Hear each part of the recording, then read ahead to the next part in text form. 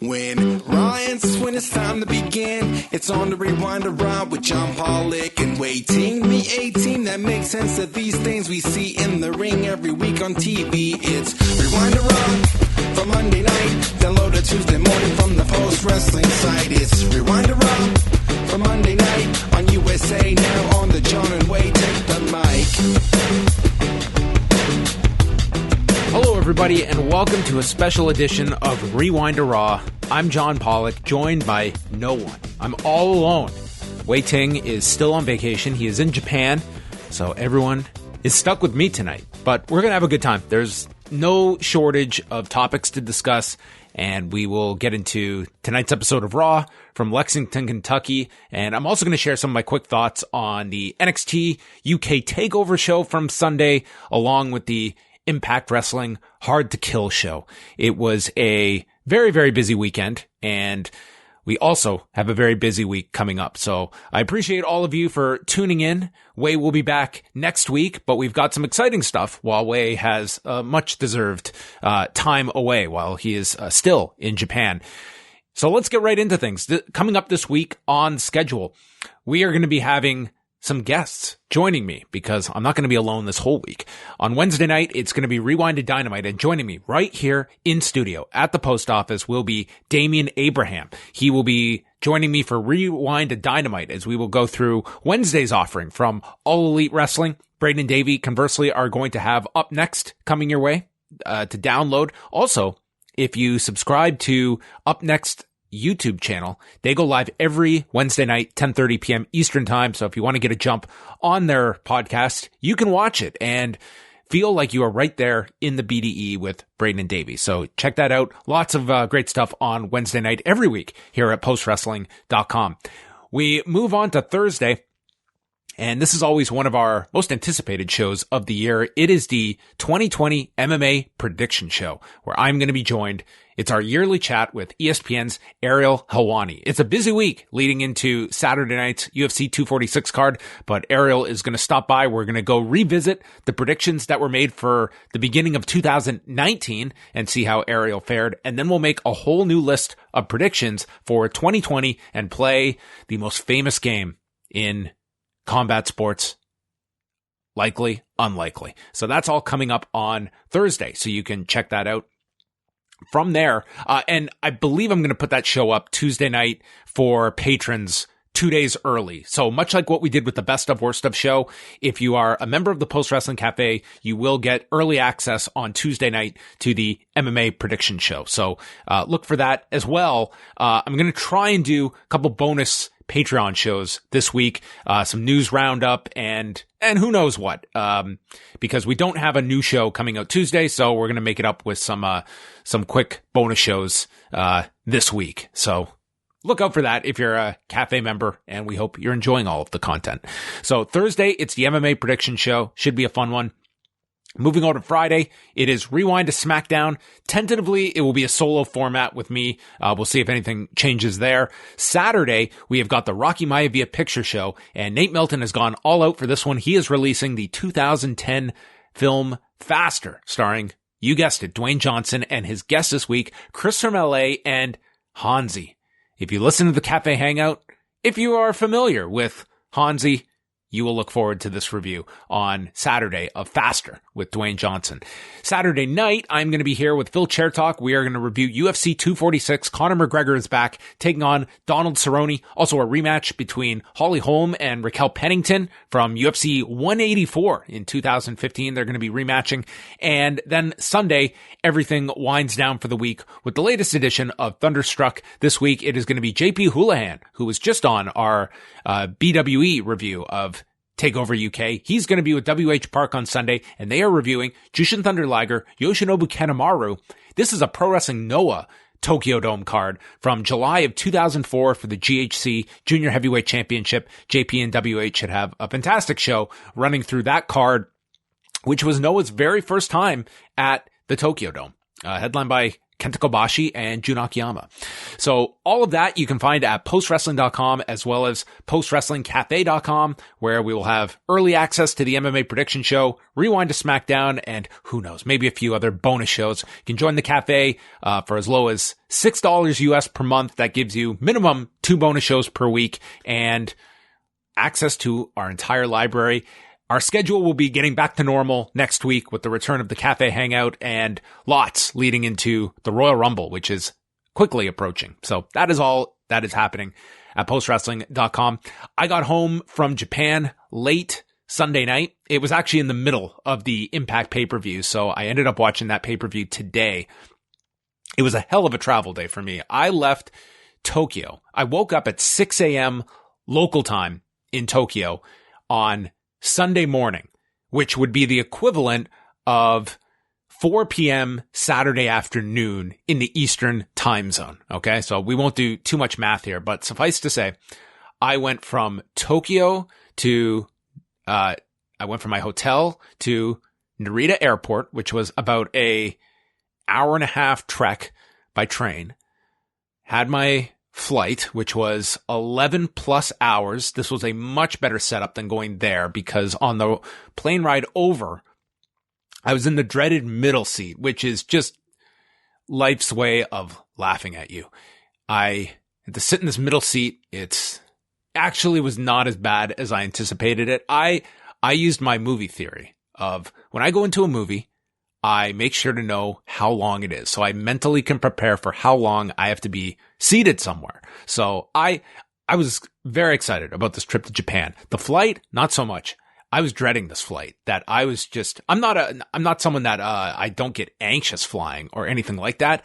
I just die from sheer boredom of sitting, and the idea of being seated for 13 plus hours on the way over there was just too much to handle. And maybe I built it up way too much in my mind because that flight was a relative breeze. As much as a 13-hour flight could be, it was painless. And I had like a ton of energy when we got off that flight. Coming back, it was 11 hours because I was going to Dallas and landed in Dallas, had all these warnings from American Airlines ahead of time that there were going to be weather issues and there was a chance of getting detained in Dallas or my connection in Chicago.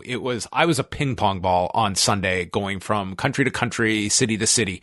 And it was amusing to me that I landed in Dallas and this was a couple hours before the Hard to Kill pay-per-view. So in the back of my mind, I'm thinking if I get stranded here overnight, there's the chance I could go to this TNA pay-per-view and then have my flight the next day.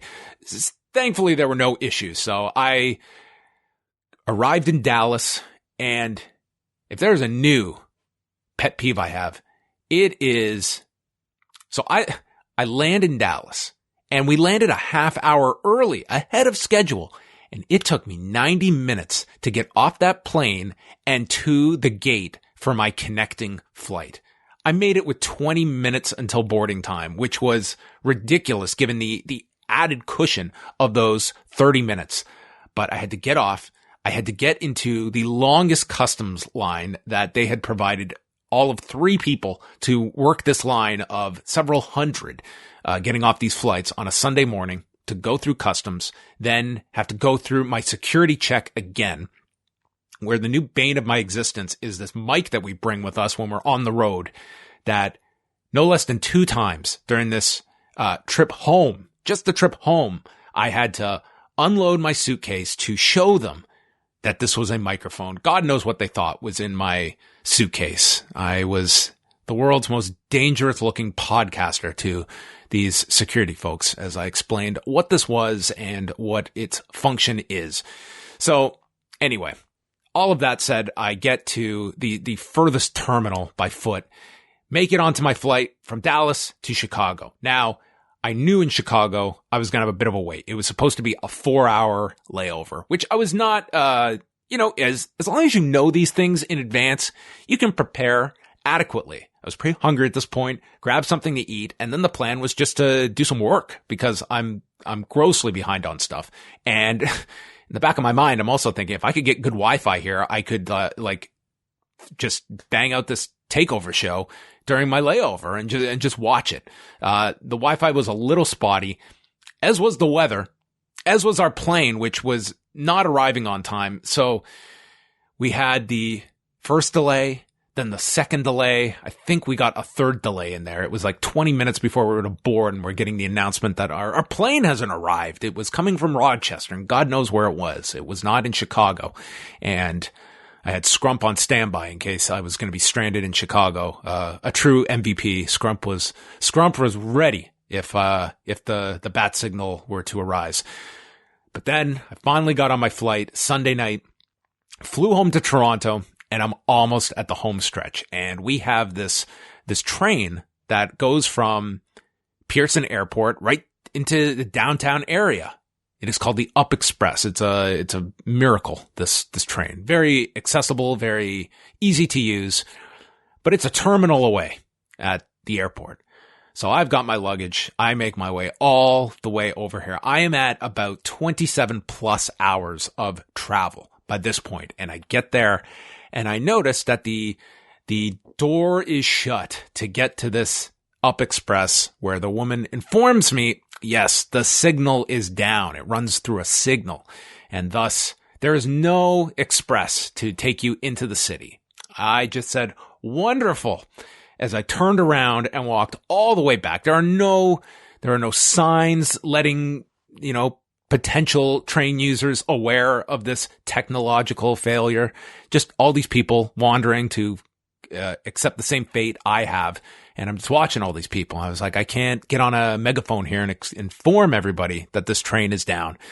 Anyway, a cab ride later, I arrived home after 28 hours of travel. That amazingly, it sounds crazy. It was bearable. It was not a horrendous travel experience. So I made the best of my long travel day. It is good to be home. I had a wonderful time in Japan, as many people listening to our shows, I'm sure could take. But I was ready to come home. It was a long trip away from home. It was like 10 days I was gone. So amazingly, I've not been hit with the jet lag. I came back. I went to sleep Sunday night at about 1:30 a.m. Woke up. I was wide awake at 6 and have been up since. So it is now almost midnight, and I certainly was feeling it during Raw. I will not lie. And that's not even an indictment of Raw. It's just all of this. It hit me at around 6 p.m. tonight, but I just powered through, and then I had to do another recording tonight and then Raw. And around the second hour of Raw, this show was looking a little daunting for me. But here I am. So anyway, that was my travel day that many of you, maybe I should just timestamp this so everyone can pass through it. Or maybe not. Maybe, you know what? I went through 28 hours. You can go through 10 minutes. But there you go. That was my travel day. And then I came home on Monday and it was back to work. And if there is one heartfelt lesson I learned on Monday, it was logging onto Twitter and realizing that everyone still fucking hates everybody, because that was the lesson of the day on Monday, through all of the news going on. And where do we want to start, here? I don't have a way to bounce off here and just, tell us where to go and direct me. So this is like my airplane that was just lost and just orbiting Chicago somewhere after leaving the destination of Rochester. But I guess we can start off. Why not? Let us start off with Gabe Sapolsky and David Starr. They had quite the interaction, and this has been building up for a while. David Starr has been very critical of some of the rumored treatment of certain performers that have appeared on Evolve cards in the past, alleging that some have not been paid. So David Starr has been very vocal about this. On Monday, he wrote a tweet tagging WWE, Triple H, NXT, stating, "I heard Triple H say on a podcast that y'all only supported promotions that pay people properly and take care of the workers. I should make you aware that an employee of yours, Gabe Sapolsky of Evolve, has not been living up to his end of that bargain." So I would imagine that Gabe Sapolsky has been asked about this continually, and he had a response, and he posted the thread of all threads. Like, this thing was just enormous. It has since been deleted, but you know what? On the internet, nothing is ever deleted. So I'm going to do my best to go through this. And if I find myself just going down a dark hole here, I will give up on this. But let us read some of this from Gabe Sapolsky. Here's the Max Barsky, aka David Starr, story. And he really has an affinity for David Starr's real name. He doesn't give a damn about wrestler pay. This is all an act. If there was an ounce of sincerity in any of this, I would pay attention to it. It's also not factual and all in broad strokes. Max Barsky, aka David Starr, emailed me relentlessly to be in Evolve a few years ago. I gave him a shot and he ignored booking instructions. This is among the other shots he had, which he failed at. I was on the fence about him though. Max Barsky, aka David Starr, was then involved in a social media scandal with a female fan. I valued this fan and Barsky came off as a total scumbag, so his chance of being booked was basically zero. In addition, I've had numerous talent complain to me about Max Barsky, aka David Starr, stiffing them, giving them concussions, and then actually blaming them for these accidents. I watched his heralded match with Walter, where he selfishly no-sold to get himself over. This isn't even the match where he went into business for himself and stepped on the UK title, so there's no chance I'll ever book Max Barsky. In fact, it's known he had to move to the UK to get full-time work because he failed at his PC tryout at Impact and at ROH. Why AEW isn't interested in him, I don't know. Maybe they are. Add to this the embarrassing and offensive picture of Max Barsky taking a selfie, crying at a Holocaust memorial, and I was finished with him. Max Barsky can only stay in the headlines and relevant by creating controversy. He knows he's never going to work for me, and most likely anything I'm associated with. If he was truly interested in wrestler pay, he has my email. He could have emailed me to discuss things. He wants headlines. He lies to get them. He stretches the truth. He exaggerates. He uses the terms like fraud about me when a simple Google search or seeing what Meltzer reported would show there is no basis. He plugs his t-shirt saying I reportedly told talent not to wear it. Reported where? By who? This is a carny shirt plug. I had getting dragged down into this as I try to stay away from negativity, but now he's pushed too far and I need to get the truth out there. We promote 2 shows a month in different markets. No indie does this. I negotiate all terms at the time of the booking. If I can't meet a wrestler's price, I understand and it's business. I don't expect any deals. If they can't work for what we pay, I understand and it's business. It's how I've been doing this since 2002 while everyone else has come and gone. It's how I'm in the position I am now. We deliver everything we promise, if there's 6 paid tickets at Style Battle or whatever. We have a unique stage and I want to give as many people the opportunity as possible to be on it. So yes, there might be 1 to 3 spots we don't pay for on a show. These are spots that are all over budget and otherwise would not exist. They do not take spots from paid wrestlers. When I offer these spots, I see the looks of excitement on people's faces for this opportunity. These are not established talents. These are talents I want to get to know. If they make it through this tryout, they are always paid. I understand if you might disagree with this. I feel it's important to give these opportunities, but if public outrage is so much, I'll kill these spots. It's all the same to me, honestly. I just love giving talent opportunity, watching them grow and watching them make money. It is my passion. Anyone who sticks with me past a couple of months will tell you how passionate and caring I am for the talent. We take all the safety precautions we can from EMT and ambulance to making sure the ring is clean. Yes, these should be standard, so I'm not looking for a pat on the back. I've worked too long and hard and been through too many bad times to let Max Barsky grab headlines at my expense. I realize I've done everything I'm swore I wouldn't hear, but him starting this assault is too much. I'm sure Max Barsky will come back with a lot of lies and half-truths or no truths or flat-out BS. He's a piece of garbage, and I'm not the only one who feels this way. He's a scavenger and a rat looking to exploit whatever he can to stay relevant. So go stiff more people, Max. Go do your carny stuff. Go lie more. You are a true politician. You are a fraud. Go tag WWE. I'm sure some of you will twist my words around, or whatever you do, I'll just block you. I got shows this weekend and other stuff to worry about. Finally, while I am ashamed at myself for even tweeting this thread and contributing to the negative Twitter culture, I'll close by saying there's a lot more to issues and things than the headline you read in a 180-character tweet. Try to get the real story. I am very impressed that I got through that entire thing. And don't get me wrong, it was certainly a well-coordinated series of tweets by Gabe Sapolsky. He got this response from David Starr. Mr. Barsky here.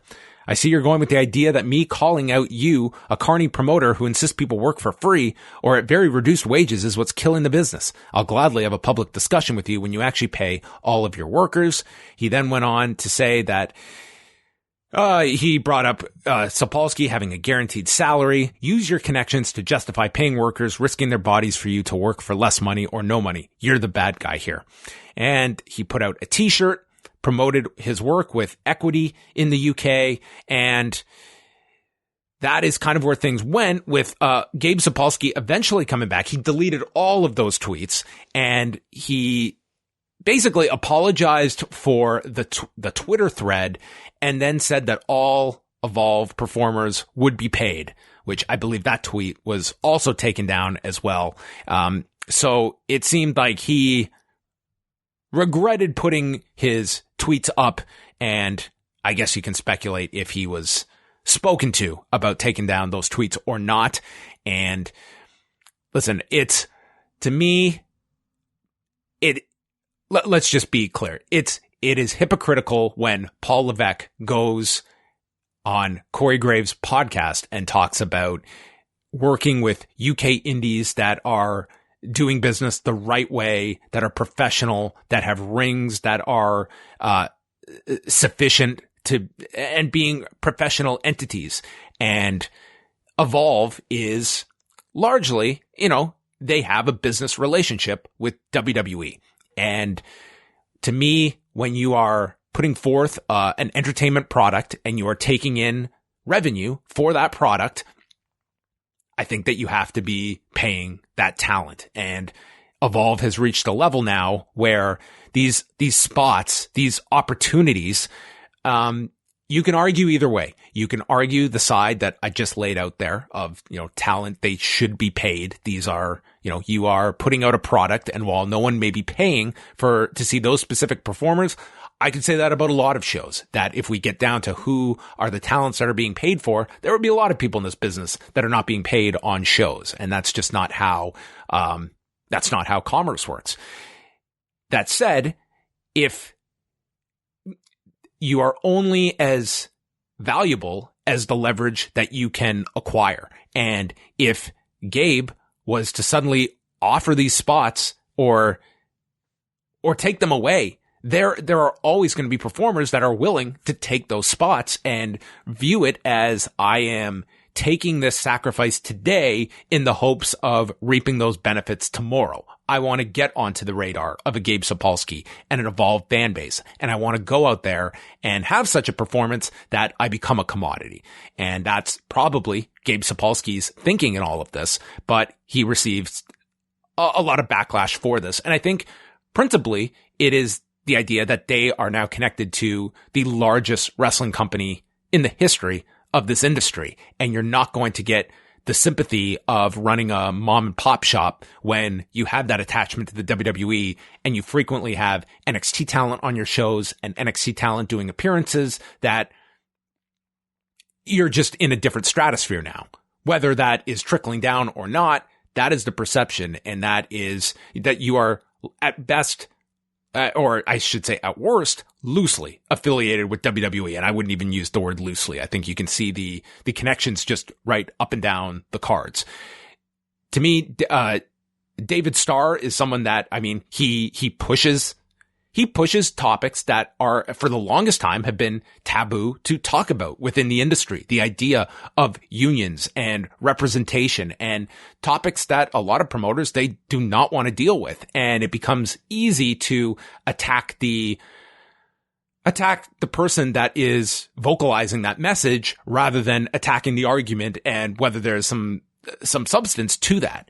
And this is an industry that, when it is one person, they are going to get attacked by the establishment, by people that do not want to see changes to this industry. And that is why it's going to take larger numbers to make meaningful changes to things at a larger, to a larger degree than just simply, this is an issue, but we can look a lot bigger. We can look and ask questions about why these WWE performers do not share in any of the revenue of these massive television contracts when they are the product. And on the other side, it's the idea that the WWE is so big that they are interchangeable parts at this point, that the largest star can leave and we can replace and go on. And it's so much the brand of WWE that no one particular performer is ever going to hurt this company to any degree, much less a company like an Evolve.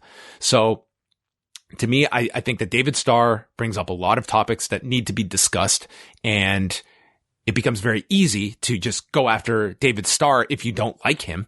But to me, that does not defeat the argument that I would hope a lot of performers are having and asking those questions. And a lot of people, they're making great money, but others are not. And this is an industry about making the most amount of money with a window that is always closing and has the chance to shatter in your face if you have a career-threatening injury and thinking about what state will I be in at the age of 60 rather than the age of 25 where I'm invincible and this is going to last forever.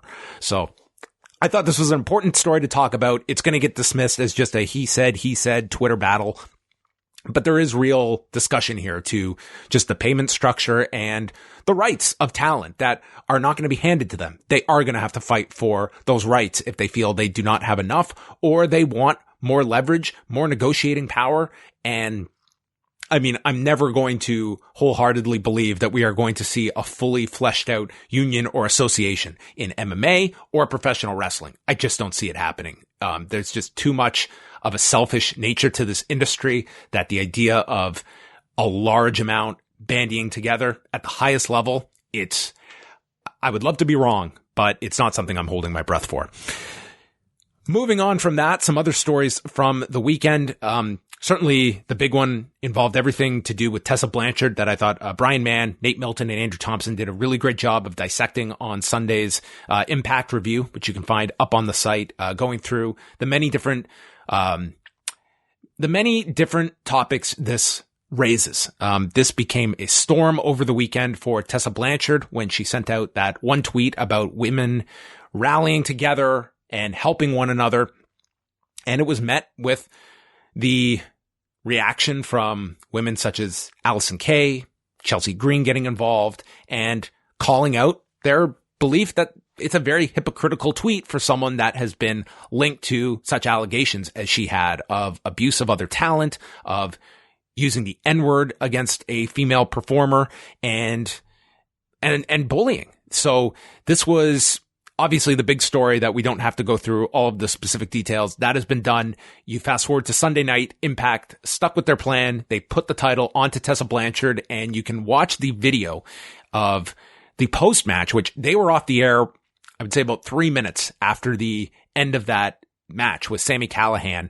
And you didn't get the huge championship celebration and perhaps leaving that for television, but Voices of Wrestling did have, a video of what happened after they went off the air. And Tessa's family is in the ring and you're hearing a pretty large chant of "you deserve it," but also an audible "no, you don't" by several fans. So it's not as though this was a audience that was completely ignoring or just not aware of what happened over the weekend. That you could hear, it was a minority, but it was there.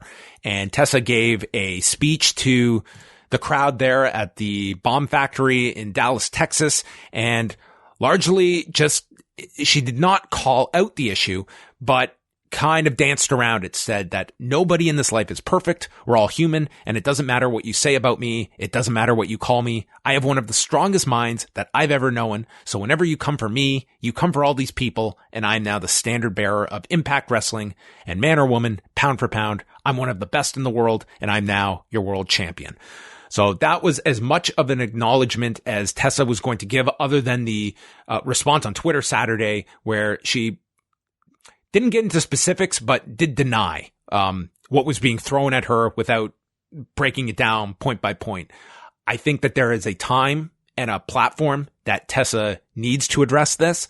I think the idea of just ignoring it may be something that you can get away with in the short term and that you're not going to get the catcalls from the audience. But I think in the long term picture, it's something that you can't just brush this aside without addressing it. And, you know, I don't think there's anyone that is doubting that obviously some of these issues occurred. Tessa Blanchard, that's for her to address and give her side of the story. I don't know if in the broadcast or in the body of an episode of Impact is really that platform. I don't think Twitter is the platform either. I think this is someone that probably wants to give a much more lengthier response to this, and maybe I will put it this way. If it is simply to serve as PR and just make all of this go away, and it's not a real apology, then it kind of falls flat. I think in any of these situations, and God knows in professional wrestling, there's lots of these, not specific stories like this, but when someone finds themselves being in the storm of a controversy, that it is often make it go away. And I think we have to look a little deeper and hope that this woman is genuinely sorry for what she put another female wrestler through, that she is legitimately sorry rather than PR sorry. And I think there is a difference there. And you would hope that someone can rehabilitate themselves if this is a problem. And that to me is the bigger picture. And that's why we don't, I think we have to be quick to just simply just delete someone, and there's no redeeming someone. I think if they can honestly change their ways, understand where they have messed up, and honestly assess their shortcoming in this kind of a situation, I think that's when the public is willing to forgive or at least allow them to move on from it. And that's going to be on Tessa to address this and to handle it. But I think just ignoring it, it's only going to continue to surface at different times, especially now where she's in such a prominent spot at Impact Wrestling. What her future holds, who knows? Impact is enough off the radar that this didn't strike me as a story that was going to jump into any kind of mainstream outlets covering this. Like, this would be a very different story if she was a performer with WWE, with AEW. I would say that this would get a lot more attention, but I think Impact is still viewed as, I think it's a small amount of people that are watching it, and therefore it's not as big a story as it could be. And we'll see what the next move is. I did hear that Fight Network was following Tessa Blanchard around throughout the weekend because they were set to do one of their diary episodes that they've done on several talents where they follow them around. And certainly if you had been looking ahead to this pay-per-view, Tessa would be the natural subject to pick for this weekend, given the coronation and facing Sami Callihan and what was built up to. And what they ended up with was a weekend where Tessa Blanchard was the focus of the news, but for a completely different reason. And I don't know what that episode will contain, if this is even going to be addressed. You would have to imagine it would be hard to avoid, given if they were around her all weekend. But that was an interesting note as well. So I definitely encourage people to check out the discussion with Nate, Andrew, and Brian from Sunday night. They went through this in a very thorough fashion and looked at many different avenues to this. And it's when you remove the kind of emotional side of however you feel about Tessa Blanchard and these accusations, which I think we need to be fair that we have not heard from Tessa yet as well, but you have heard from enough people, including the wrestler in question. This is a female who is now, in Japan at the time, but at now competing in Puerto Rico, La Rosa Negra, who spoke to the Contra Lona outlet, and she is not speaking in English, but it is done in English subtitles. She does not name Tessa Blanchard, but does certainly allude to this, and in essence saying that she has moved on from this incident, and she said that she does not, an apology is not necessary, that she has moved on from it. And I don't know if that means that she doesn't feel Tessa needs to apologize, or just that she's not really interested in hearing from an apology. She didn't really get into the context of what that meant, but you can watch that interview if you would like. I did post it in the update on Monday up on the site as well. So that is the latest involving that story. We also had MJF announcing on Monday that he has wrapped up with MJF. It is believed that his contract has ended with the group that he has been with since 2017, and he had been working with both MLW and AEW, so it looks like he will now be dedicating all of his time to AEW, and He joined MLW back in 2017, of course, was part of the Dynasty Group, became their first middleweight champion when they introduced that title back in July of 2018. And then the recent tag title run with Richard Holiday ended at the last pay-per-view in November that they ran, losing it to the Von Erichs. So he will be wrapping up on a future episode of Fusion. They were in just outside of Dallas on Saturday night for a set of tapings, and that looks to have been his final date with the company. And finally, Marty Scurll, we haven't really discussed it since we have been gone, but is staying with Ring of Honor. Got an extremely lucrative deal, and what everyone is also focused upon is the fact that it comes with a creative component to all of this, that he is going to have his hand in creative, which sounds like it's going to be a significant hand in creative, that he is going to be have a significant role with Ring of Honor and its vision going into 2020.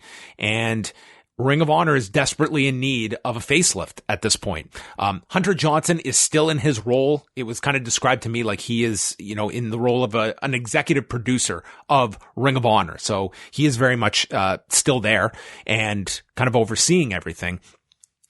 For Marty Scurll, I think that this is a very positive move for Ring of Honor in several reasons. Number one, it is retaining a talent, which is always a strong message that for all you want to say about Ring of Honor, when it's come to talent that they want, they've been very aggressive in trying to keep them. And sounds like the financial side has been a huge positive for Ring of Honor. It's a hell of an offer to make for someone with the kind of figures that you're hearing being thrown out for some of these performers.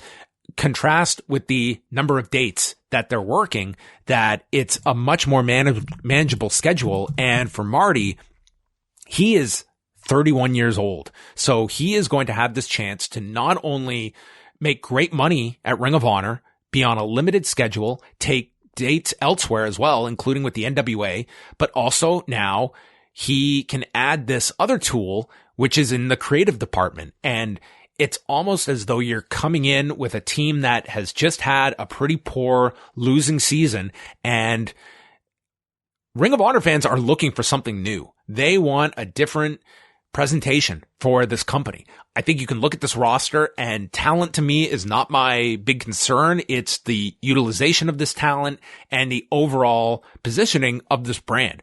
What is Ring of Honor in 2020 and beyond? It is no longer the go-to high work rate promotion that is how it differentiates itself with the undiscovered and hottest independent talent that it was over a decade ago. It's greatly changed. The landscape has changed. And now you're getting, every company has top flight talent that can go out and have great matches to varying degrees from promotion to promotion. So to me, Ring of Honor, it is going to have to find a way to have compelling stories, solid directions for these different performers. And it's largely, it's not something you snap your fingers and just change the face of a company. And it's coming off a year where it was painted with a very negative brush, from the on-screen product to behind the scenes, and all of the stories that came out regarding Ring of Honor, that this was a terrible year for the company and their attendance, once you take out the Madison Square Garden figure that propped the entire year up for them. So that's certainly a story to watch. Also for Ring of Honor, they announced that for Supercard of Honor, which will be on Saturday night, April 4th in Lakeland, Florida, they have added Jay White. So this is the strongest sign of a New Japan Ring of Honor alliance continuing in this year. We knew it existed, and Harold May had said as much in a recent interview, but this is the first notable talent exchange that has happened in quite a bit of time, with Jay White being sent over for this show, which will be going head to head with the NXT TakeOver card, which will be about 40 minutes away from ROH in Lakeland. So they're going to certainly promote that card very heavily, and we're going to see what they're going to be able to draw, but it looks like they will have New Japan involvement on this show, led by Jay White. And they also have announced Marty Scurll for that show. So an enormous get after this weekend that Marty Scurll will be on Supercard of Honor as well. And in terms of any other news or notes, you can head over to postwrestling.com. There is always news happening on just hourly clip. So always keep it tuned to postwrestling.com. And we can now head into Raw from Monday night, Lexington, Kentucky at the Rupp Arena. And this show kicked off with Randy Orton coming out, and he said that he was instructed to come out here and excitedly welcome everybody to the show, but excitedly is not his style. No kidding. And he calls out AJ. AJ was fooled by the knee injury. He fell for it last week and started bragging about his version of the RKO. And some people thought it was the best version of the RKO that they've ever seen. And AJ thinks he can win the Royal Rumble. That leads to Drew McIntyre interrupting him. And they're obviously leaning much more on comedic lines for Drew McIntyre, but not for comedy purposes. They're very much trying to get this guy over as sort of a cool baby face that the audience gets behind. And I thought he had some success with it last week, but there was this awful dick joke during this about pretty much AJ and Randy arguing over the size of their RKOs. And then he makes the joke that his Claymore is bigger. And Randy's reaction of just like flipping the microphone, like it was just the lamest joke. Anyway, this led to a triple threat match. We had a sign in the crowd for Pork Chop Cash and Dream Machine, the Bruise Brothers, which I found amusing. Randy Orton, AJ Styles, and Drew McIntyre, your standard three-way. Gallows and Anderson got involved. Anderson got taken out with a Claymore to set up the commercial break. Afterwards, Drew does his countdown, but the Claymore gets cut off with an Orton drop kick. And then Drew gets dropped onto the barricade and then posted by Randy. So Orton attacks Drew with the steps, and then Styles lands a draping DDT, taking that one out of Randy's book onto Orton. And then Randy cuts off AJ and he sets up, and Randy Orton hits the Styles Clash. AJ kicks out. Randy calls for the RKO. It's countered with a roll up. And then Randy hits the RKO on AJ when Drew returns, nailing Orton with the Claymore, and Drew McIntyre pins AJ at 10 minutes and 23 seconds. Fine match. I am really enjoying AJ playing Randy Orton. I think that he is, first of all, if you're going to do this kind of role where someone's got to simulate the other, go with the video gamer when in doubt, because AJ has probably played Randy Orton numerous times and has all of his mannerisms down pat. So they did not deliver on the advertised singles match with Orton and AJ inserting Drew and then Drew going over. I still feel like they will get to that Orton Styles match. Maybe at the Rumble, maybe elsewhere. They seem to be beefing up their television quite a bit, so it would not surprise me if they go to the well with that one on TV either. So you have options. And Drew is obviously the top priority at the moment. That's how it feels like on this show. He was, he's one of several that are getting big pushes at the moment, and you can't even isolate that it's just Drew. You can see who are the chosen ones at the moment. It is Drew McIntyre, it's Buddy Murphy, it's Aleister Black, and it's Andrade. Those seem to be the big four, and that's who they're going with. And I think that's a good number. I think that they can learn from AEW in the sense of pick a limited number and go all the way with them. And your hope is that, okay, we throw 4 at the wall, maybe 2 stick, and then we got 2 stars. That should be the hope.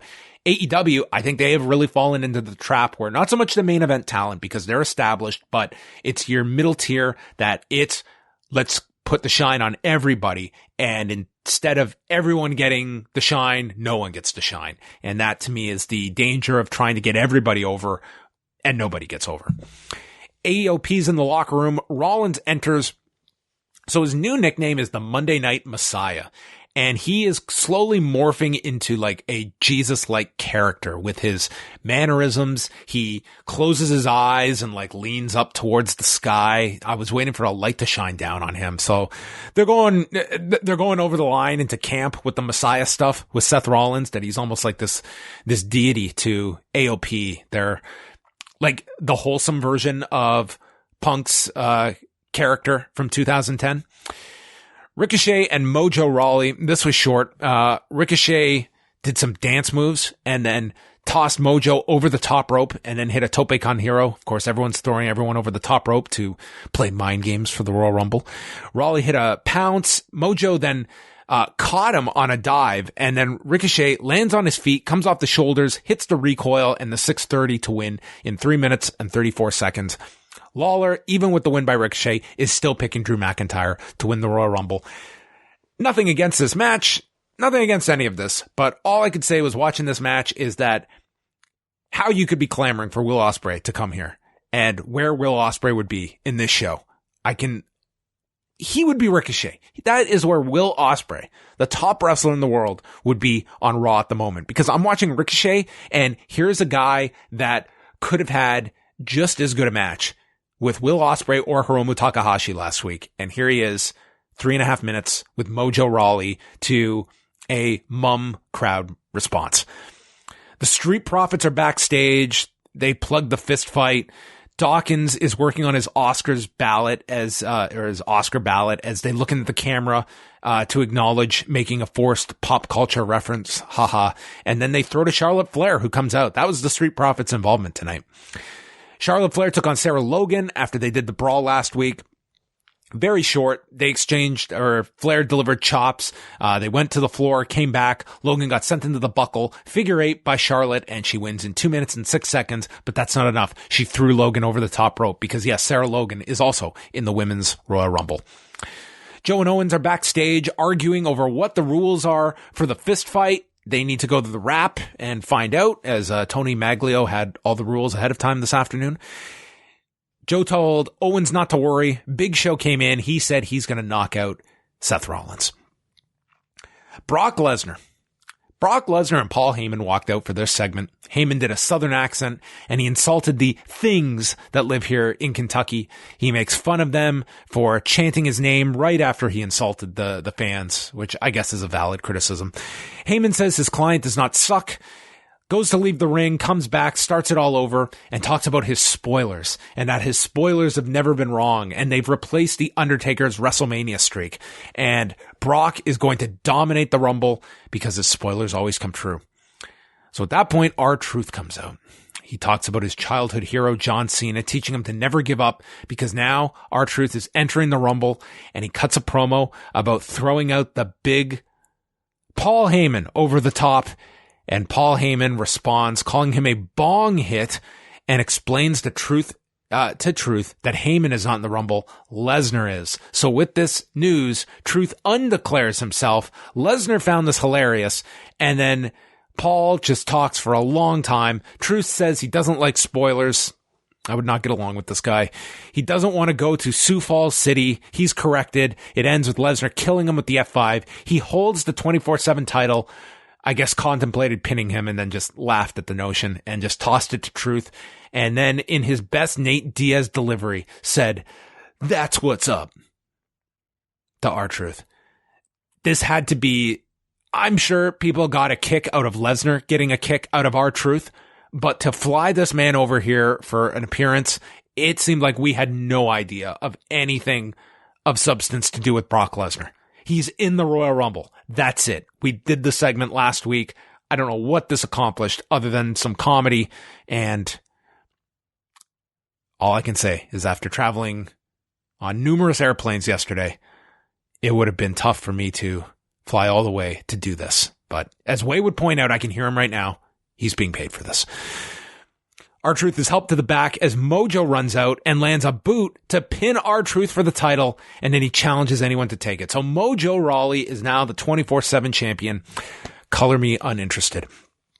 Bobby Lashley and Lana arrive from earlier in the evening. Lana recaps the wedding from 2 weeks ago. Their New Year's resolutions are that everyone is envious and jealous of them, and the second one is to crush Rusev. You know, I just watched this like 2 hours ago. I do not remember this at all of Lashley and Lana speaking. It's in my notes. It's written in fairly good detail. I have not a chance I remember this. Bobby Lashley and Rusev. Rusev is on offense at the beginning. They go through a commercial break after a spear to Rusev on the floor. Lashley works on the knee, wraps it around the post. Rusev comes back, fires up, misses a Machka kick, and then pops up after taking a released German. And then as he goes for the accolade, Lana gets on the apron, allowing Lashley to clip the knee, and there's a double clothesline as Liv Morgan comes down, and Liv yells, "Do it! I dare you! I dare you!" And I was waiting for the double dare, but I guess that's saved for Drew McIntyre promos. Lana tosses a soda at Liv Morgan, who dies from this carbon dioxide, and Lashley then spears Rusev and wins it in 14 minutes and 20 seconds. This one went 14 minutes and 20 seconds. So, average at best is what I can say. And in terms of this program, it looks as though next week we're going to get a mixed tag with Rusev teaming with Liv Morgan, and we'll be taking on Lana and Bobby Lashley. So look forward to that one next week, everybody. From there, we went to the announcement that there would be a women's battle royal on NXT. Winner will face, presumably, Rhea Ripley at TakeOver in Portland next month. Plus, the Dusty Rhodes Tag Team Classic, highlighted by the grizzled young veterans taking on the Time Splitters, Alex Shelley and Kushida. Charlie interviewed Lashley and Lana. Lana called Liv a troll, and this is where the challenge was made for the mixed tag that Rusev and Liv would accept later on. Viking Raiders came out for a promo. They put out the open challenge, which was answered by the Sings. Surprise, surprise. Viking experience. They pinned Sunil in 38 seconds. They need opponents badly. Rusev was with Liv. Rusev calls them a waste of his breath. He will fight them next week. And Liv ended the promo by saying, I am the living embodiment of your karma.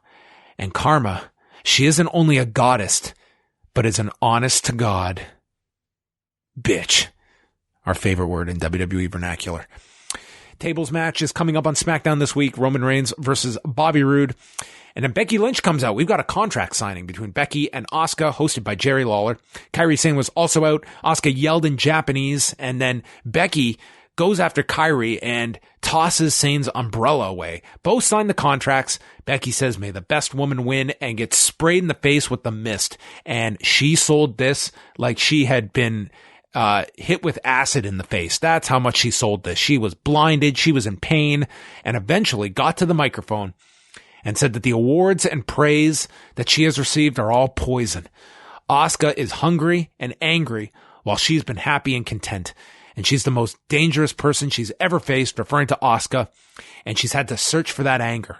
But when someone puts their hands on her, it puts a badness into her. And if she's going down swinging, and she's taking Asuka with her. To this point, I would say that no hands were laid upon Becky Lynch. So I would take it as the figurative putting the hands on Becky, which I think Asuka's done several times, has she not? So some people have felt that Becky has given too much. I think that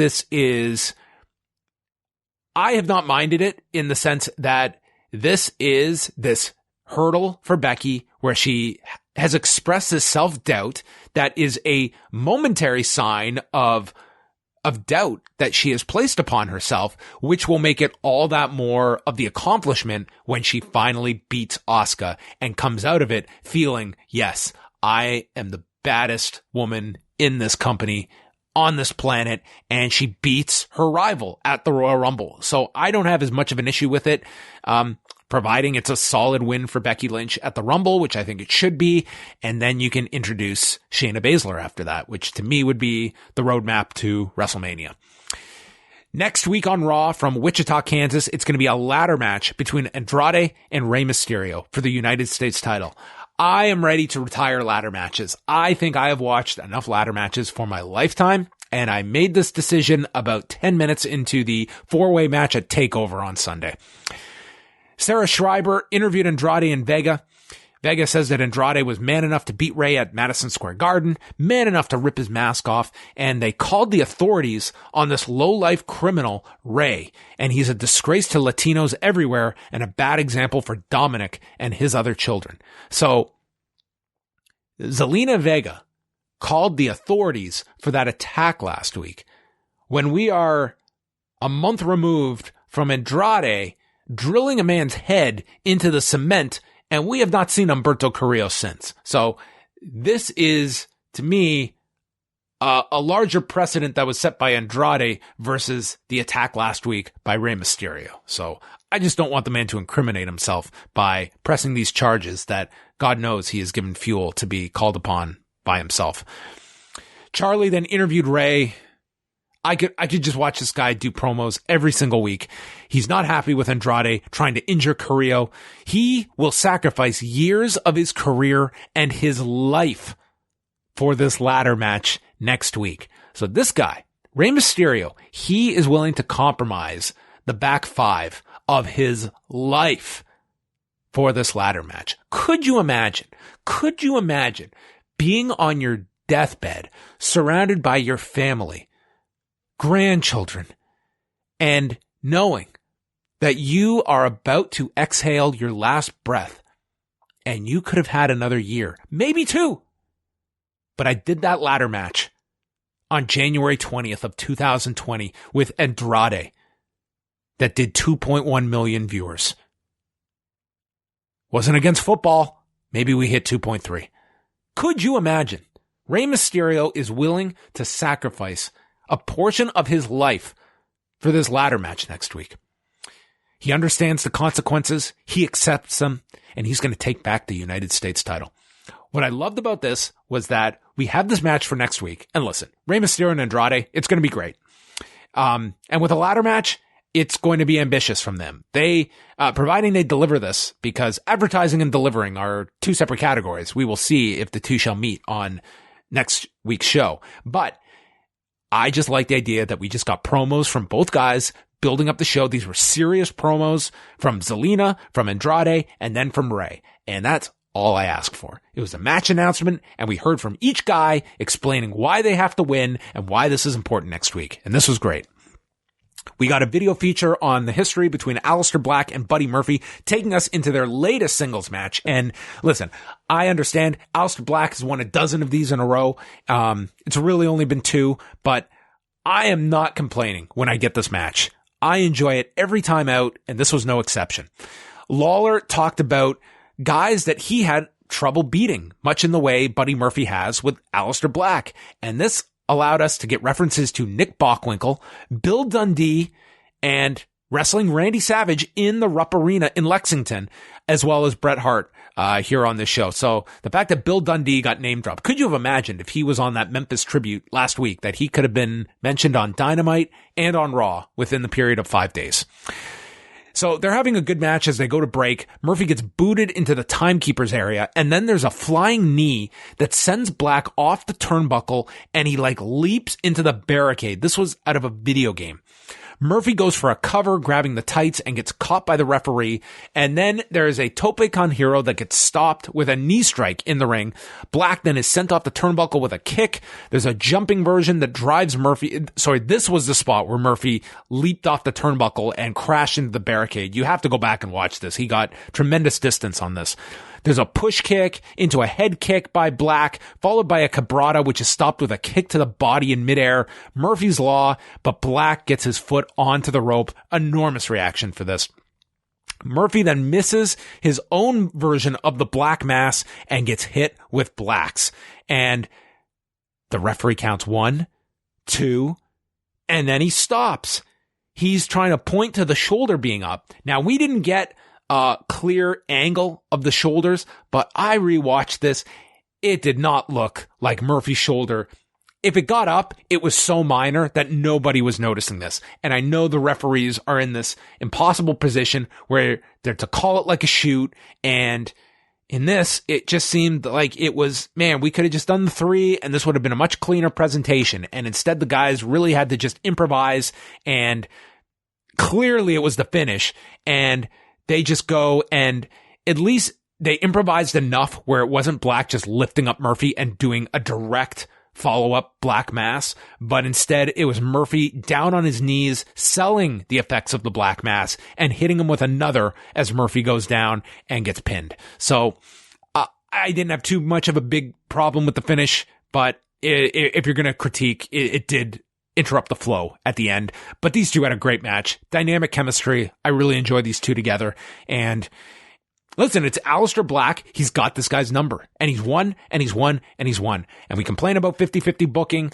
They're not doing 50-50 here. This guy is better than that guy. And you know what? They have something in mind storyline-wise for Buddy Murphy, which will be realized before the end of the show. And they show Murphy, after the break, just huddled down by the barricade in disbelief that he has lost again. Charlie tries to interview him. He politely tells her to get lost and does not want to speak. Eric Rowan murdered a dude in a minute 19. This saw Eric Rowan open up his mysterious cage, reach in, and apparently this thing bit him because he started bleeding. This is awful. This is stupid. I'm done with this stupid creature. Whatever's in there, it sucks. It sucks. What could be revealed in this thing that would cause people to go nuts and say, wow, they got me. That's awesome. A new contract? What could be in here that would bite him? Some of these contracts could bite you if you suffered an injury. It would feel like you've been sliced in the hand. Main event, Seth Rollins and AOP versus Samoa Joe, Kevin Owens, and The Big Show in our first ever fist fight. A fist fight ends by the referee's discretion. There are no pinfalls, no submissions, no DQs, no countouts. The referee just stops when he feels like it. So, in a weird way, maybe that was the impetus behind that Hell in a Cell we all hated between Rollins and The Fiend. It was a fist fight, and the referee had seen enough. So the match begins. Rollins and AOP jump The Big Show on his way down. So Kevin Owens and Joe run down. They've got kendo sticks, and we just get a 5-minute brawl. And it was short, but it did not lack action. They fought up the stage. Kevin Owens did one of the coolest things this year. So we've got the the half pipe Raw entrance. So Kevin Owens went full fucking Bo Jackson, running up this half pipe and then did a swanton to the floor. To watch this guy run up this side panel, to do a flip at his size and not fuck up. This guy could have slipped and looked like the biggest idiot, and he pulled it off miraculously well. This looked so cool. I'm going to write this down so I don't forget the spot. I thought it looked so cool. Joe then hits a senton coming off the stage, putting Akam through a table. Rollins then lands on the floor. He's back in the ring where Big Show is. And there is Buddy Murphy, still despondent from the loss to Black. And Rollins asks for his help. And he's left to think about it. Show choke slams Rollins, and then he's setting up for the knockout punch when Buddy Murphy makes his decision and hits Big Show with a low blow. And they put him through a table in the corner. AOP then use Owens to put Joe through the announcer's desk, and then they return to the ring as Big Show is trying to fight off Rollins and Murphy, but it becomes a 4-on-1 attack with AOP joining in. Rollins hits the stomp, and the stomp is it. The referee has seen enough, and he calls it off. 5 minutes and 17 seconds. Murphy then embraces Seth Rollins, and the four of them pose together, and it looks like this is our top heel unit with Seth Rollins, the Monday Night Messiah, with the AOP and Buddy Christ Murphy. And that was Raw. Not a bad show at all. I thought this was one. Listen, if I could get through this with the jet lag I'm experiencing, then I feel I've got to up my opinion of the show just to compensate for my exhaustion. But I would say what Raw has going for it is that it's clear who they are pushing hard to get to that next level. And it feels like there was a period last year, and it was, save for some of the Survivor Series stuff, it was like 3 to 4 months. It was a real slog getting through Raw.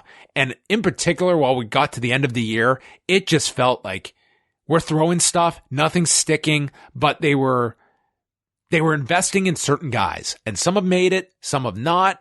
But now it does feel you have the anticipation of the Royal Rumble. I think you generally have a more enthusiastic fan base because they know this is the big season that is kicking off. And it seems like certain guys are clicking at a good level. You've had Joe come back. He's great in this babyface spot. Kevin Owens is finally in a decent top spot. Rollins, you needed the heel turn. You had the likes of Drew McIntyre, Aleister Black. Andrade is really hitting his stride now. Rey Mysterio has been I won't even say unsung hero, because I think everyone has seen how great he's been over this past 6 to 8 months. He's been a star on Raw. So he's been a big help to the overall flow of this show. It just feels like Raw does have some components now that are definitely hitting. 3 hours, no one is ever going to watch this show and say, man, they hit those 3 hours out of the park. It's not possible. These 3 hours are the bane of most people's existence. So you are trying for at best a good 90 minutes. I think that is a target to try and hit every week. And there's going to be a lot of downtime during Raw. Not everything is going to be captivating, but I would say they have more now than they've had in a few months' time. I don't think that the Rusev Lashley stuff has really connected at any level. I don't see how Lana and Liv Morgan inject a whole lot of intrigue either. That would be some of my negative. Brock Lesnar felt like such a throwaway appearance this week. It meant nothing. It was as though, like, I don't know what you do with him beyond the Royal Rumble. He has no target. He has no person to address. It's just, I'm in the Rumble. And that was established last week. And this week, you're doing goddamn comedy with R-Truth. And it was, I don't know. I'm sure I'm going to hear from people that love this segment. I did not. I just found it kind of a waste of Brock Lesnar. And just, how do we keep him busy? Because we've got this appearance. And that was the show. So let us go to do some feedback, and then I'll do a few thoughts on NXT UK TakeOver. I have never checked our recording so often as I have tonight, because if this was not recording, I would die. Feedback from tonight's episode. We start off with our poll, and on tonight's show, on a scale of 1 to 10, I am going to predict this gets a 6.5. And I know that's going to be on the high end because I don't expect that from our forum. A 5.46. Do I know you or not? We start off with Brandon from Oshawa. That might be the only fist fight that I've ever seen where there wasn't a single fist thrown. Was there no fist thrown in any of this? That is a wonderful point. I got leaps, I got jumps, I got table breaks, we got a stomp, we got a low blow. I mean, a fist was formed by Big Show. He just could not execute the knockout punch. But a fair comment. I love Buddy Murphy joining Rollins and AOP. It's about time the main roster had a stable of more than 3 guys. I feel sorry for Aleister Black. That ref totally screwed him over by being blind. I don't think anyone had kicked out of the black mask before. It's time for Paul Heyman to go. He's been cutting the same exact promo for 5 or 6 years, and it's boring.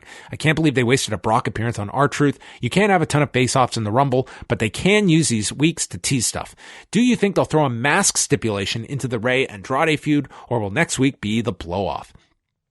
I think that next week will not be the blow-off. I think it would be very silly not to do the mask after so heavily teasing it with the mask removal. And if not, I think that was a waste of a great angle of removing Rey's mask and making people want to see that. So I'm not a big fan of doing like your big 20-minute ladder match next week and then coming back with a mask match down the road.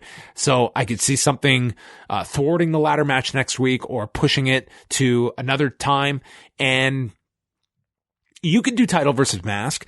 The problem is that it's kind of hard to imagine that this U.S. title means so much to Rey that he would risk his mask, that the U.S. title does not feel valuable and the mask does. So you kind of have to square that and make people really want to see Rey win this title. And that's the problem when you have titles that mean very minimal, is that you can't really tap into that emotion that a title win should have. Andrew from Cape Breton. So I think I may have figured out boo-boo face.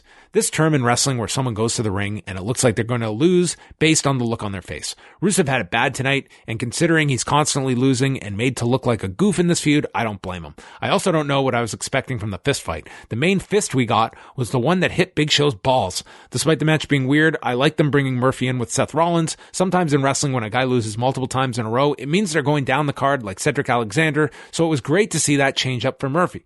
Lastly, I stole this from Twitter, but the rumor is the monster in Rowan's cage is actually wrestling Twitter. No wonder people find it so horrific.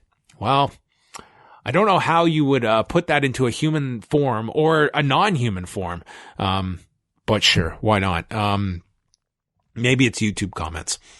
Nas from New York City.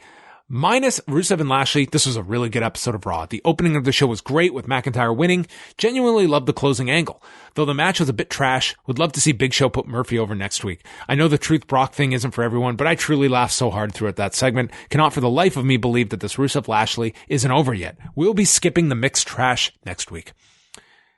Alexander from Portland. WWE has done a good job with building intrigue for whatever Rowan has in the cage. Yes, I am at the edge of my seat with my back to the end. But knowing the main roster, I can't help but expect to be disappointed with whatever is in there. What do you see being the reveal for what he's got in there? Wait, what realistically could be in this cage that would result in the biggest pop? I would sarcastically say a hand. I would seriously say a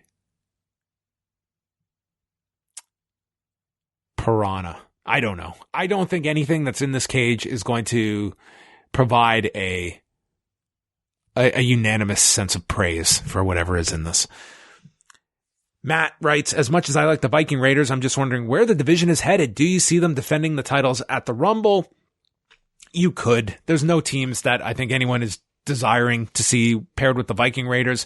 Gallows and Anderson seem kind of, we've been there. We've seen that. AOP seem to be separated from the tag division at the moment. It wouldn't hurt to put the tag titles on AOP. You're pushing them as a top act. They could be fine.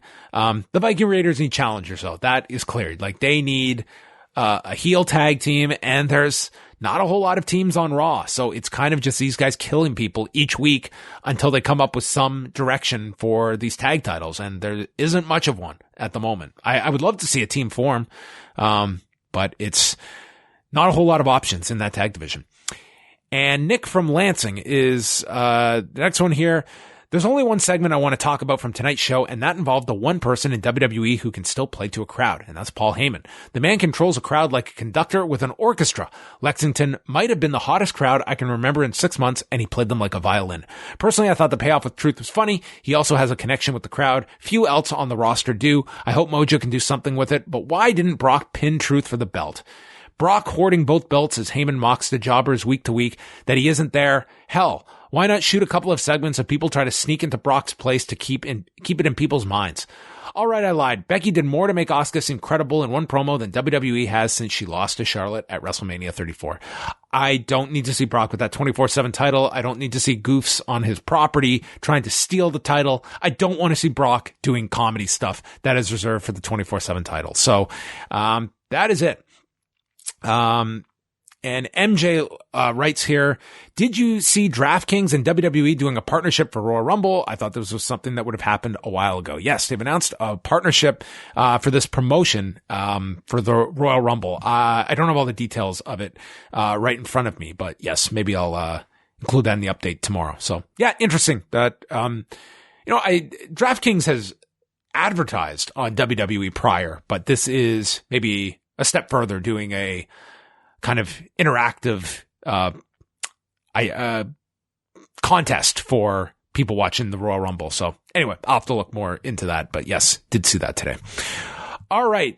Before we get on out of here, what time are we at? Wow, we've gone over an hour. This is as far as I think I can go talking to myself and not hearing the tones of Wei Ting responding to me.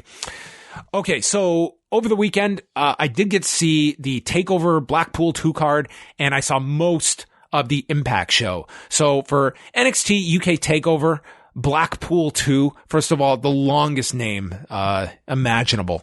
I thought, I can say this for both shows. I thought neither show was a blowaway great show. I think there were elements of great things on each show, but I would say neither show to me was one that I would recommend as a whole.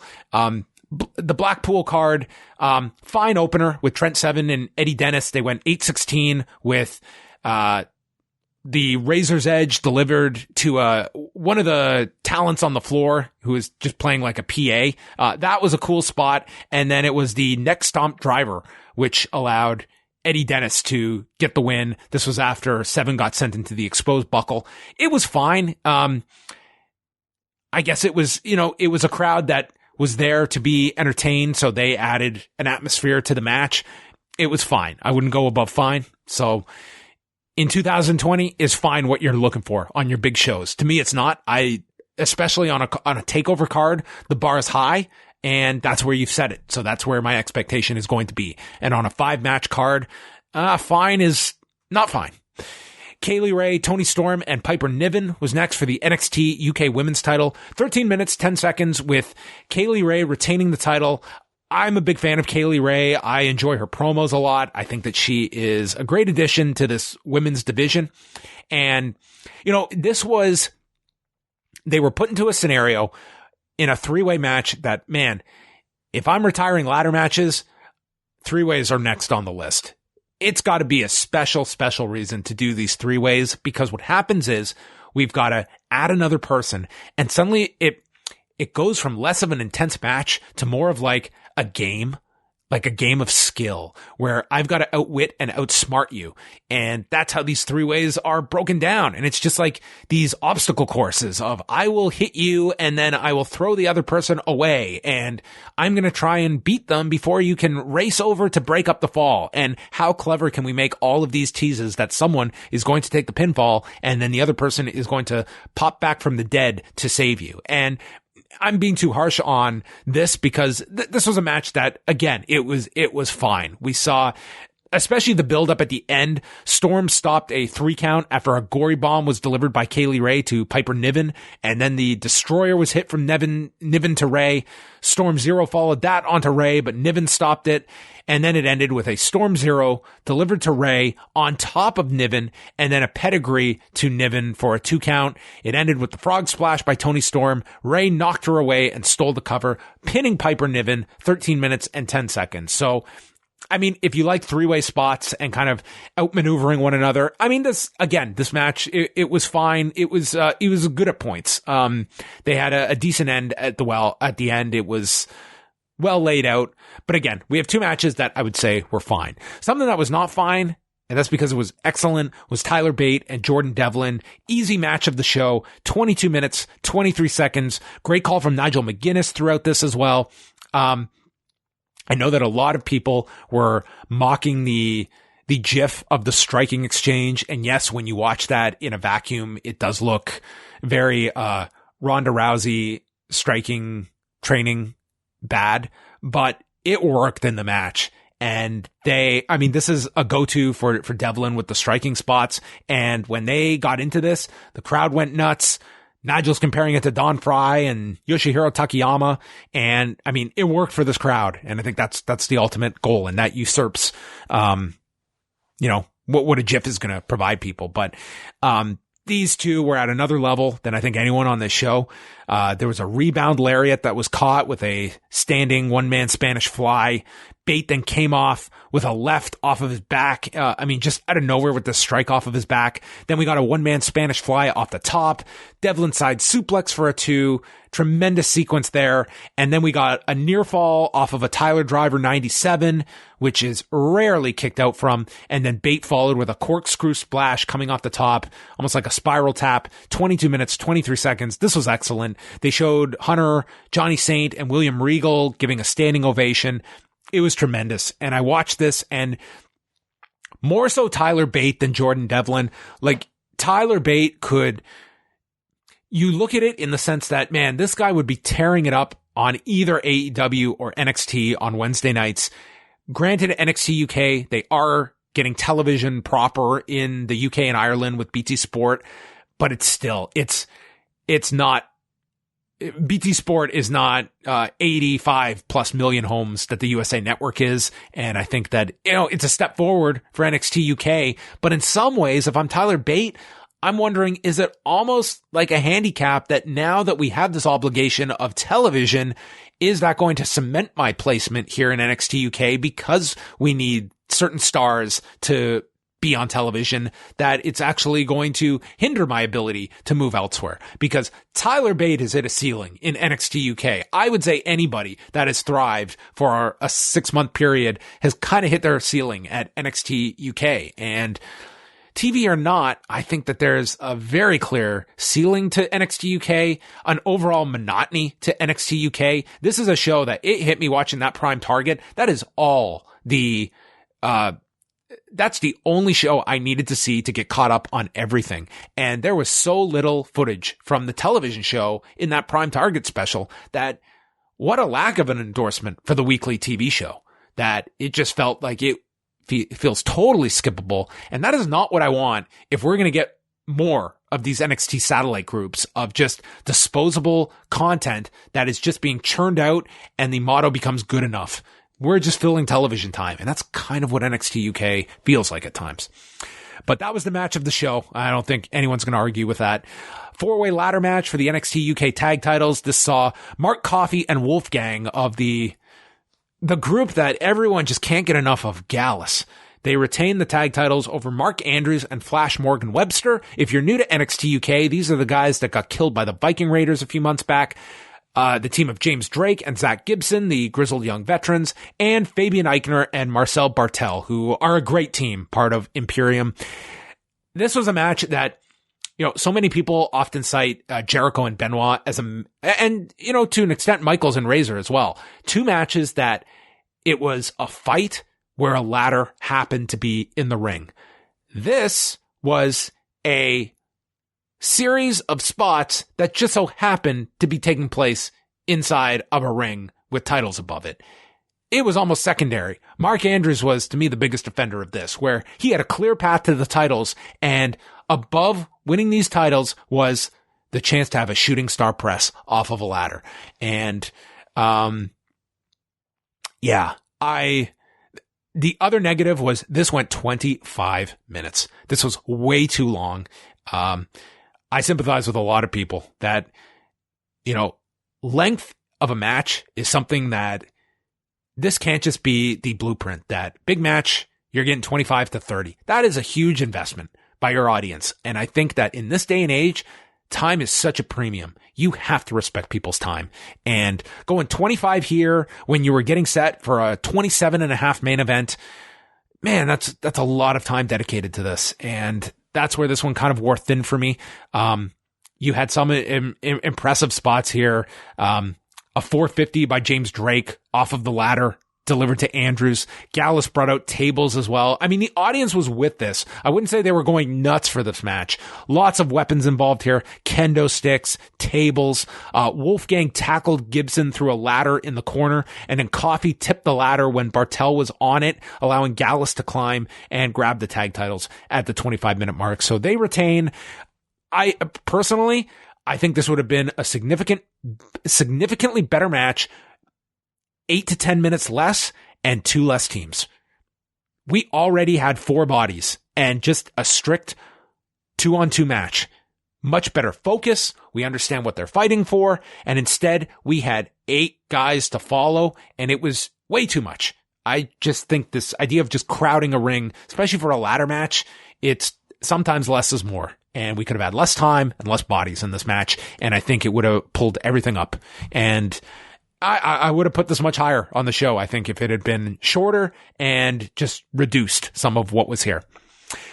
The main event, Walter and Joe Coffey for the NXT UK title. I saw a lot of complaints from people about this main event.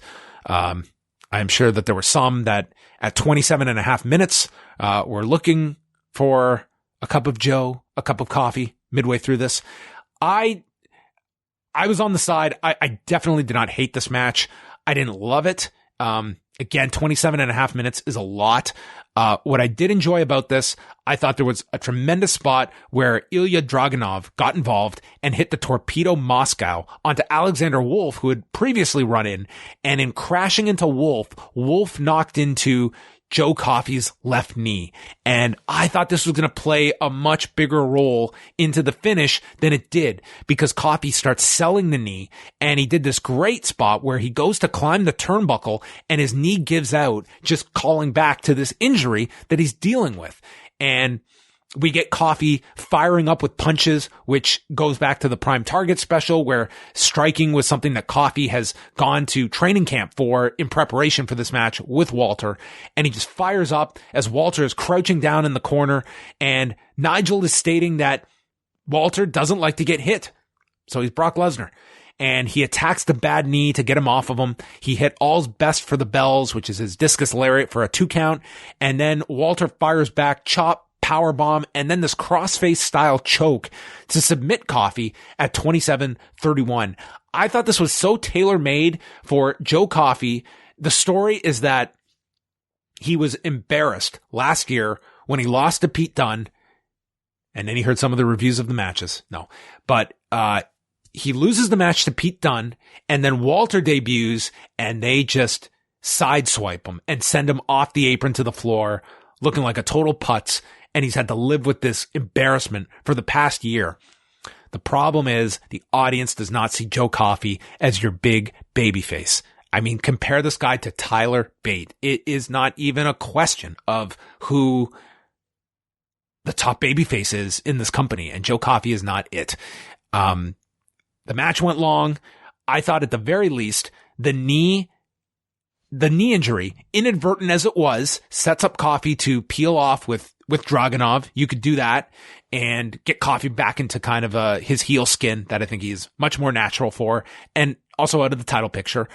But the knee injury really didn't play into things that it was pronounced. Like, to me, this has to be Walter, like, getting by through the skin of his teeth after being lit up by punches. He does the John Jones teep kick to the knee. And then from there, like a leg submission, something where the knee has to give out. And it's Dragunov who inadvertently costs Coffey the match, and Walter retains. But instead it was this new choke submission that Walter submits him with. I would say, again, this match was good going above to almost, yeah. I think good is as far as I would go if I was doing, if I was going on stars, I'd be going 2 3/4 to 3. That would be probably my limit for this. This was nowhere in the league of Jordan Devlin and Tyler Bate, but I saw some pretty angry vitriol towards this match. I was not in that camp. And I also didn't feel the drag that I did of other matches on this. 27 was still too long, but I would say that it did not kill me, this length of the match either.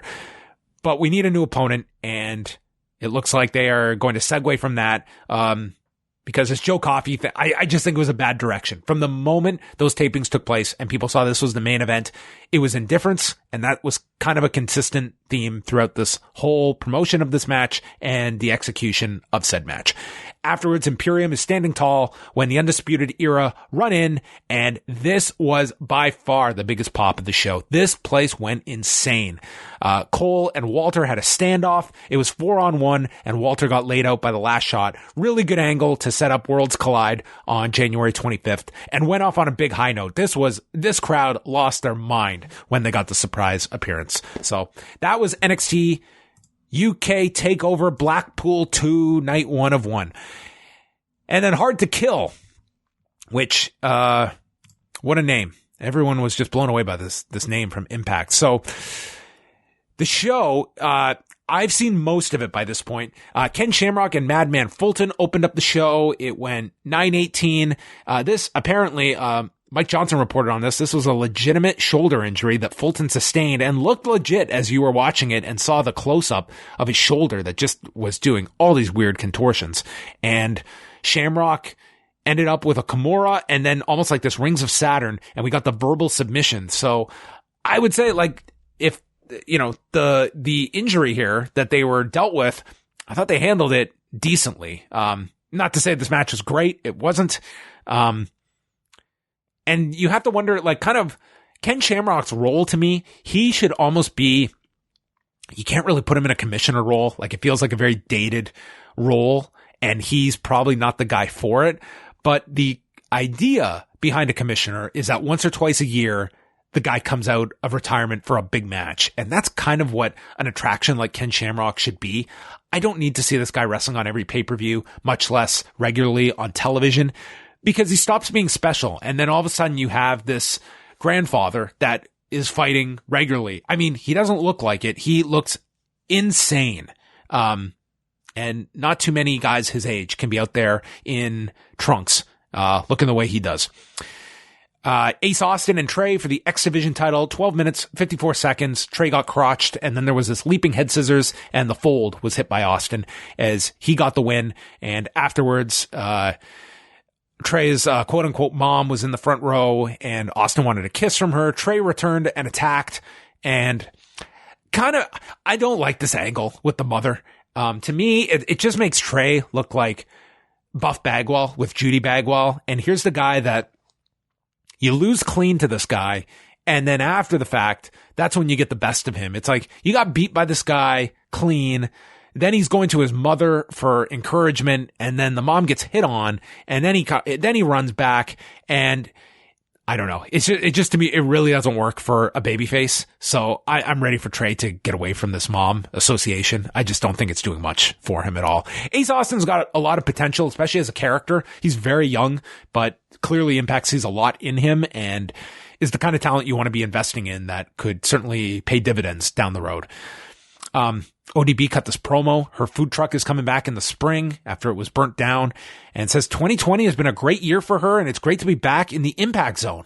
So, I mean, I was losing track of what city I was in yesterday on my way home. I imagine ODB was having flashbacks to thinking she was in Orlando. Taya Valkyrie, ODB, and Jordynne Grace for the Knockouts title. Callis called Taya the Nick Bockwinkel of this division. So, we got Nick Bockwinkel references on Impact and Raw this week. I will say, I don't know about Ty as Nick Bockwinkel. I definitely know Johnny Bravo is no Bobby Heenan. This saw, very similar to the three-way we saw on the UK show, where it was a lot of just trying to pin down a woman while the other was distracted or taken out, and it ended with a Grace driver onto ODB. Johnny Bravo distracted the referee, and Taya stole the cover while Bravo held on to Jordynne Grace in 11:37, and so ODB eats the fall. The bigger match appears to be Taya Valkyrie and Jordynne Grace, with Johnny Bravo maybe suspended in a shark cage or eliminated from ringside, so Jordynne Grace can have her fair shot at Taya Valkyrie, who has now held this title for over a year. Brian Cage came out. He was wearing a Diamond Machines shirt, which was in support of Tessa Blanchard, which I'm sure had a double meaning on Sunday that, members of the locker room, Melissa Santos was very vocal in defending Tessa Blanchard in a Instagram story. And I am sure that would clearly extend to Brian Cage, given he was wearing this shirt, and probably not just for the main event storyline, but for what was happening this weekend. Rob Van Dam took on Brian Cage, and we also had Jennifer at ringside, Rob Van Dam's girlfriend's girlfriend. And the match really didn't even start. And Cage had his bicep taped up as well. And they kept this very short, with Cage getting attacked with a chair after being distracted by Forbes, and took a Van Daminator to the mouth, and then a Van Terminator, and then Daga runs out. He had a run-in with Van Dam backstage, and this led to an impromptu match that Van Dam won quickly in 4:11 with the frog splash, and then celebrated with Katie Forbes and Jennifer, Van Dam's girlfriend's girlfriend. And they just celebrated, and Rob Van Dam is 45 going on 25. That's kind of the gimmick. Older than 45, to be honest. Eddie Edwards, Michael Elgin, match of the night, 19 minutes, 52 seconds. These two were tremendous together. Just built, and the final stretch of those 5 minutes, they were really on another level than most on this show. I would say this was my match of the night, even ahead of the main event. There was a German delivered to Edwards coming off the top, rotating him onto his chest. Elgin hit a splash mountain. Edwards kicked out of that. The near falls built. Like, the audience got more and more into them. They paced the match very well. There was a crossface by Elgin, and then he complained that Eddie tapped. He tapped once before reaching the rope, and then as Eddie is set up for the buckle bomb, he ends up rolling up Elgin to stop the Elgin bomb with a sunset roll up at 19:52. So Edwards wins, and this was for the Call Your Shot trophy. And this was a great match. If you're going to see one match on this show, I would go with this one, to be honest. I did not see the tag title match, the Rhino Moose match. I believe those are the two I missed. And then Sami Callihan and Tessa Blanchard for the Impact title. I was really interested to see what kind of reception Tessa Blanchard got. It was not a negative reaction. She came out. She looked almost stoic at times. I am sure this has been an awful weekend for her, but I mean, she seemed to put all of that behind her for the second she came out. And I mean, they had a hell of a main event. They went 23 and a half minutes, 23:50. To be exact. Sami Callihan played the most despicable heel, just the asshole bully, constantly running down Tessa. He was wrestling with like this slobber all over his mouth, like looking like an A1 dirtbag throughout this match. He just embodies this character very effectively, and him and Tessa have tremendous chemistry together. It feels less of an intergender match and more so of just the underdog babyface trying to overcome the bully. And that's kind of the chemistry that they've been able to showcase over the past year. There were several magnums by Tessa Blanchard, including one onto the edge of the apron. But then she got driven into the barricade and sold her knee for the longest time. She's limping throughout. Tessa goes to block a chop and then gets her knee kicked out. And then she hits another magnum off the buckle, but she's limping and she misses one coming off the top. So Blanchard then comes back with a cutter after yelling, "Fuck you" at Sammy. Sammy hits a sit-out powerbomb and then immediately goes to the stretch muffler, attacking the injured knee. Tessa then kicks him low, hits Magnum off the top, only gets a near fall, and then goes to the crossface. He escapes, Cactus Special for a 2 count, and then he spits on her, but she hits a series of destroyers, and the Buzzsaw DDT beats Callahan 23-50, and not much of a post-match to speak of, at least on the air. You can see more online, but this was just Tessa, couple minutes in the ring. She was on her knees, in tears, and that was how the show went off the air. So it was Impact going through a very tumultuous weekend, sticking with their plan, and you have to wonder, is this going to be a negative for Impact of doubling down and going with the original plan? Is this story just going to be one that gets swept under the rug or people forget about? I mean, let's not kid ourselves that Hulk Hogan, what negativity has he really faced since being reintroduced onto WWE television over a year ago?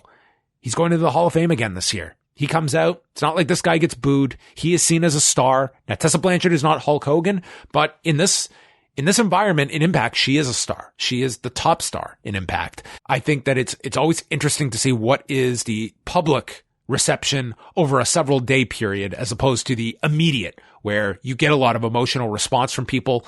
Is that going to last? That's something I think Impact is banking on. It will not.